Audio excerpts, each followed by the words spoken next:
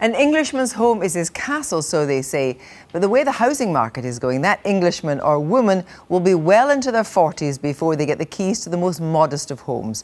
The latest statistics show that house prices are rising 5 times as fast as earnings. No wonder Ed Miliband sees valuable votes in Generation Rent. Here's Andy Verity. If you thought we'd always been a nation of homeowners, you'd be wrong. 100 years ago, less than a quarter of us owned our homes. Middle-class families rented with no shame.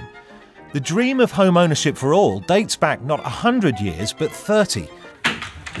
In the 80s, greater home ownership was supposed to be the future. But after years of building far too few homes and letting prices rise much faster than incomes, it's looking like the past. Every time house prices rise, it makes inequality worse. That's because those who have less property than they need have to spend more and more money buying the same goods. It's only those who have more property than they need who are in a position to downsize and bank their gains. The more property they have, the more they'll gain. House price rises are a redistribution of wealth upwards, from young to old and from poor to rich.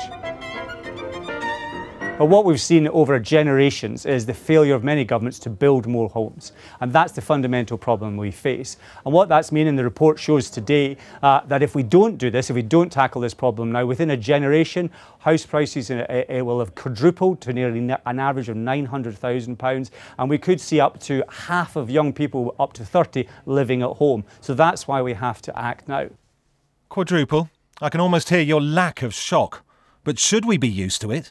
In 1971, the average house would cost you less than £6,000. Now, it's £250,000. If shop prices had risen at that speed, a carton of milk would now cost you £10.48, a chicken just over 50 quid, and a pair of pyjamas £111. While we're supposed to hate shop price inflation, politicians think house price inflation will get them re-elected, because homeowners will feel better off. But if most people feel better off, most people shouldn't. Suppose you own one of these flats and it's worth, say, £100,000, but your dream home is the house over the road and it's worth £200,000. Then house prices double. The price of the place you're selling's gone up by £100,000, easy money. But think about what's happened to the price of the place you want to buy. It's gone up not by 100, but by £200,000. The price rises haven't brought your dream home nearer, they've put it further out of reach.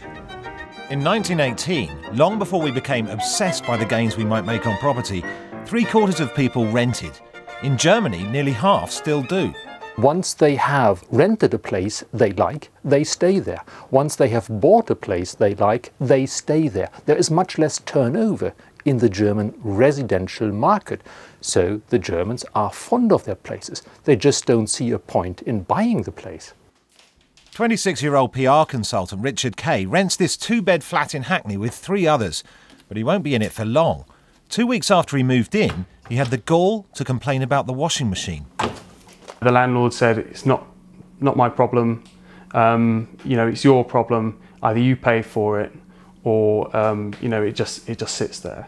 So we kicked up a fuss about this, and we eventually then received a very long-winded email in which our landlord served us notice 2 weeks in. Just for complaining about the washing machine? Yeah. Private landlord, yeah. Today, Ed Miliband offered to protect tenants like Richard from eviction for 3 years, cap rises in rents, and stop letting agents charging fees to them. Generation Rent is a generation left ignored and insecure for too long, not under a Labour government. The opposition leader's initiative risks the wrath of landlords, especially those who want to sell their property in months, not years. I think the thing that's really spooked my members and spooked potential investors in the private rented sector in this country is the words predictable rents, for which everybody immediately sees rent control. And that's the thing that investors are frightened to death of. For young people without a relative to help them, the dream of home ownership is fading into the distant past.